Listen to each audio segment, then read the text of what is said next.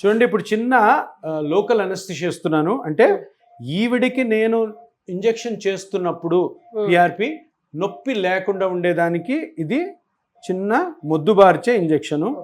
లేదమ్మా స్వరాజ్యమ్మ, ఇది చిన్న ఇంజెక్షను, దీని తర్వాత మీకు నొప్పే ఉండదు. అంతే అంతే, కొద్దిగా చీమ కుట్టినట్టు ఉంటుంది అంతే. సో ఇప్పుడు ఇది ఈ ఈ నీడిల్ని మనము గుజ్జు ఎక్కడైతే అరిగిందో అక్కడికి తీసుకెళ్ళి దాని తర్వాత ఆ ఏరియాని ఈ మిషన్లో కనుక్కొని అక్కడ మనము plasma therapy or PRP or growth factor థెరపీని ఆవిడ బ్లడ్లోంచి తీసిన కణాలని వదులుతాం అనమాట. ఇప్పుడు ఈ నీడిల్ ఇక్కడ పెడుతున్నాను. ఆల్రెడీ మత్తు ఇచ్చాము చూడండి, అందుకు ఏముండదు, మొద్దుబారి ఉంటుంది.